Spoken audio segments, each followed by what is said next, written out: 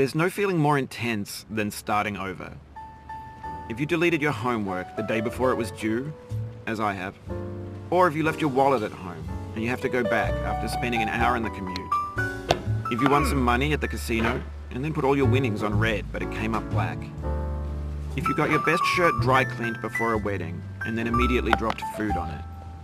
If you won an argument with a friend and then later discovered that they just returned to their original view. Starting over is harder than starting up. If you're not ready for that, like if you've already had a bad day, then what you're about to go through might be too much. Feel free to go away and come back. I'll be here.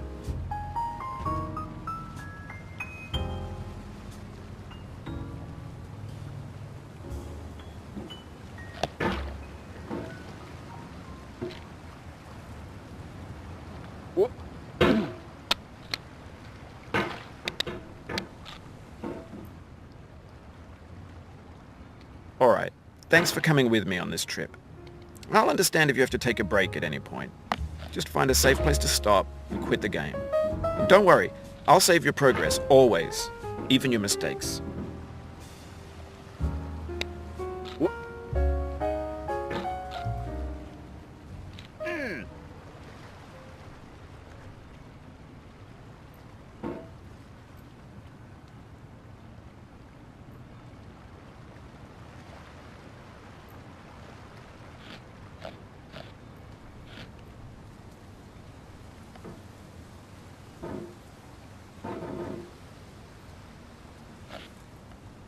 This game is a homage to a free game that came out in 2002 titled Sexy Hiking. The author of that game was Jazzuo, a mysterious Czech designer who was known at the time as the father of B games. And B games are rough assemblages of found objects. Designers slap them together very quickly and freely, and they're often too rough and unfriendly to gain much of a following. They're built more for the joy of building them than as polished products.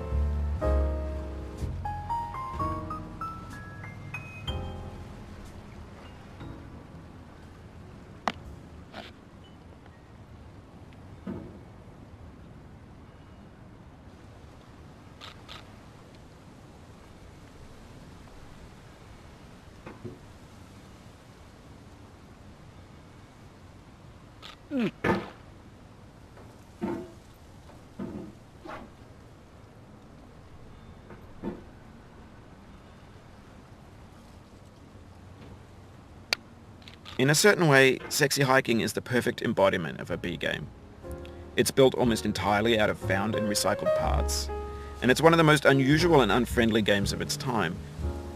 In it, your task is simply to drag yourself up a mountain with a hammer. And that act of climbing, in the digital world or in real life, has certain essential properties that give the game its flavor. No amount of forward progress is guaranteed. Some cliffs are too sheer or too slippery.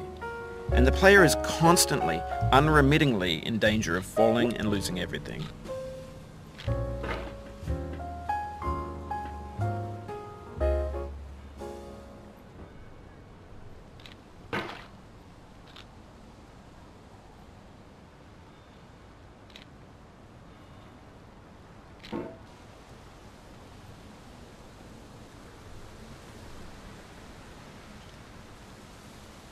Anyway, when you start Sexy Hiking, you're standing next to this dead tree that blocks the way to the entire rest of the game.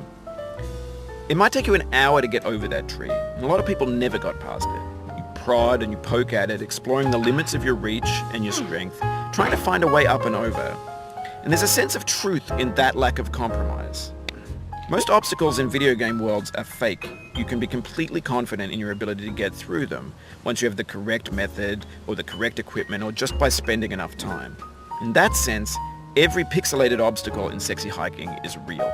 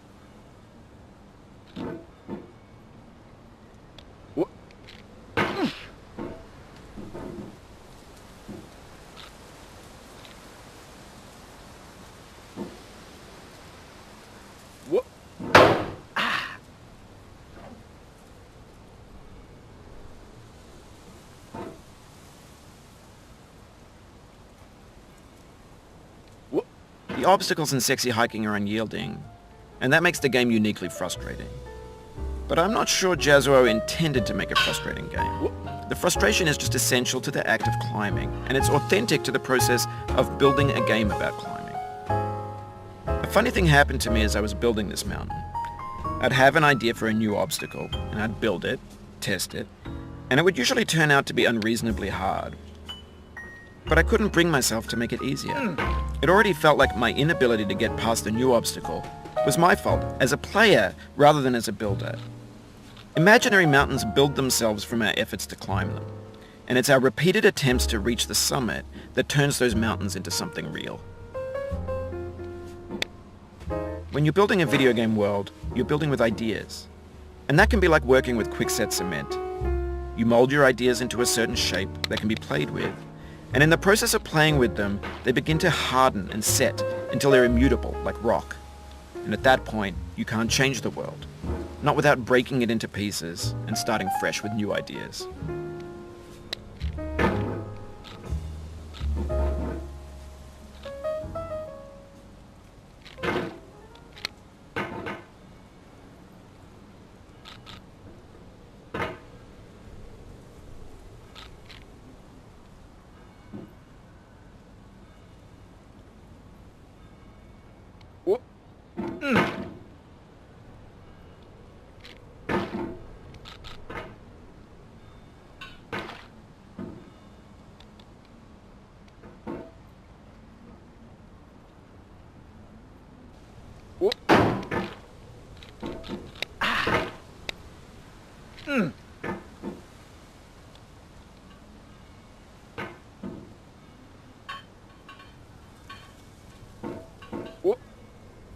Oh, you just lost a lot of progress.